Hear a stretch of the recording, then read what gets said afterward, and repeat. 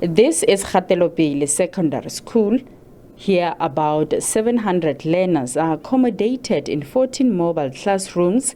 In a desperate move to get the attention of the education department and force it to take action, parents brought schooling to a halt. The school was established in 2022 to reduce overcrowding in other schools. It has now turned into a space where many learners feel abandoned. Due to overcrowding, the staff room and storeroom have been turned into classrooms. The SGB says the school only has furniture for 3 classrooms, while others had to borrow furniture from other schools. Kgatelopele Secondary School has added grade 11 this year, meaning now it accommodates almost 700 learners from grade 8 to grade 11, and the SGB still indicates that the school still operates using the furniture that was donated by various schools around the town, and this is some of the material that the school has received that they now have to fix to be able to utilize it to accommodate all those learners.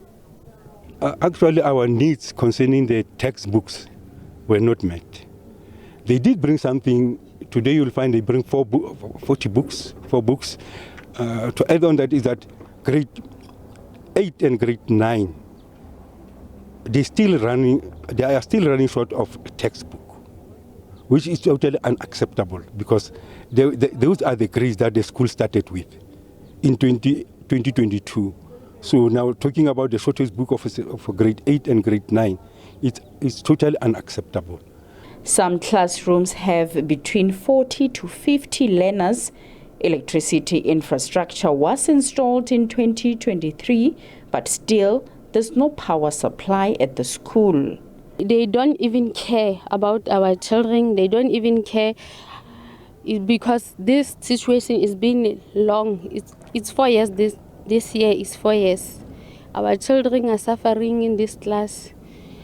In the class, they are. I don't think every child in this situation of these classes, they can concentrate in the class. Even the teacher is teaching.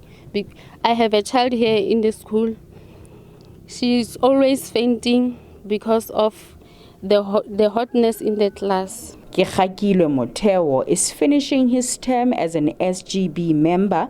He says the situation has forced him to transfer his daughter to another school this year. He narrates how his daughter once asked him why he took her to the school, a question that broke his heart. Learners say ablution facilities are a disaster. There's only 3 toilets for boys and 3 toilets for girls.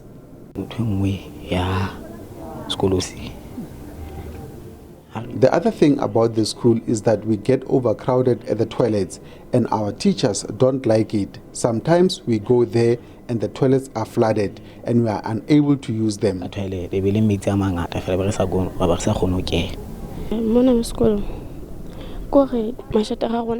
These mobile classes are hot, and even when we open windows, it feels like they are not open. Look at our school. We don't have a caretaker. Even our toilets are dirty. We don't feel safe in classrooms because the classes are hot, even doors are broken, and the school is dirty. School work we're gonna left behind because some teachers are teaching us from the work in the textbook. So if they don't have textbook, they can't teach us. The SGB has accused the department of stealing the school's money since 2022, as there's nothing to show for the money budgeted for the school for the past 3 years. The SGB says in those years, the only thing provided was an old printing machine and textbooks, of which many were irrelevant to the school's grades. In 2022, the principal was using her own money for the running of the school, for the teachers to go to workshops. They didn't provide us with anything in 2022, Also in 2023, we were in section 20. Also, the department didn't do justice for our children. Our children didn't have textbooks.